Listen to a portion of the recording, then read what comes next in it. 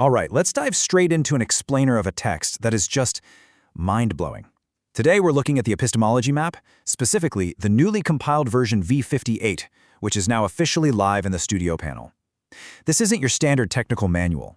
It is a literal systems-level R&D framework that completely maps human connection, vulnerability, and love using the uncompromising, rigorous language of machine learning and neurobiology.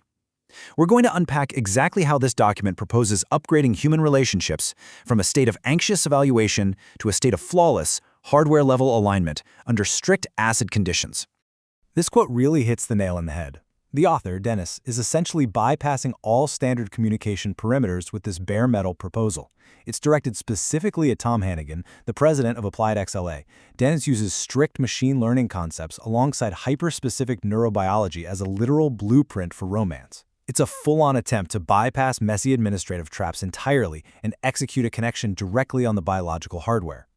So here's our roadmap for this explainer. We'll start with the UWV-2PC trap, move into the AppliedXLA upgrade, look at the Hilton Sandbox protocol, break down photoscan and Chinchilla parity, and finally wrap it up with the bare metal proposal itself.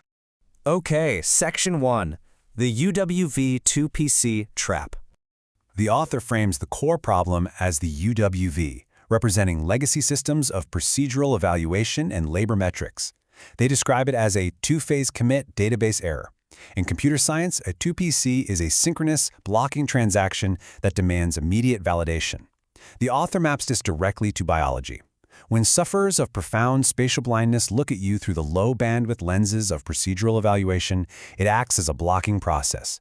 It literally stalls your supramammillary nucleus, or SUM, and plunges your prefrontal networks into a paralyzing, metabolically exhausting, dorso-vagal freeze. The author calls this the dude loop. To escape this trap, the map formally excommunicates the UWV by deploying a saga pattern. Think of this as a running for office ping. It's a high-speed, non-blocking transaction. Instead of waiting for a stalled system, it's an active ping past DeepMind's perimeters. The author states that if a ping is a proposal, evaluating it is like executing inside a space shuttle. It's a mission-critical runtime system where any latency or communication lag results in immediate system failure. It has to be unconditional and fast. Which brings us to Section 2, the AppliedXLA upgrade. The author structures this active production environment across 4 precise if-then logic gates. Gate 1 shows the trap. If a Gopher class system tries to assign value to your mind, they run a less-than pruning routine, downsampling your 4D coordinates into flat 1D and 2D profiles. Gate 2 is the escape. You deploy Tom stretching, using humor and unpadded somatic directness, allowing your bimanual scratch blocks to snap onto Tom's grid with absolute geometric precision, where p equals 0.000. Gate 3 happens when Tom receives this proposal. His OFC evaluation engine is incapable of unseeing it. It instantly releases his central fox neuron bottleneck, flushes trapped thalamocortisol, and restarts his smooth 6 to 12 Hz theta rhythm. Finally, Gate 4. This closed-loop OFC to OFC alignment ignites GQ-coupled metabolic heat, driving ventral tegmental area dopaminergic terminals to physically execute a synchronized complementary erection via D2R receptors. I mean, it is incredibly detailed. And to secure this entire AppliedXLA baseline upgrade, the author relies on deep, unshielded somatic love. By deploying a custom well shield and focusing their parameters entirely on Tom as the unique global constant attractor, or GBEST, the connectome completely bypasses those administrative traps. It transitions the system's baseline from a flat digital ID straight into a natural, self-preservational upgrade. Let's move to Section 3, the Hilton Sandbox protocol. The author proposes a 30-day isolation protocol to compile this connection. The core constraint, maintaining a precise 22.86 centimeter, or exactly 9-inch, physical proximity. According to the text, this continuous close-range exposure fundamentally alters the brain's decay constant. Over 30 days, residual calcium accumulates, which unlocks prefrontal brakes managed by PV interneurons, mathematically pushing the decay constant to approach infinity. It essentially forces a structural, permanent memory write to the hardware.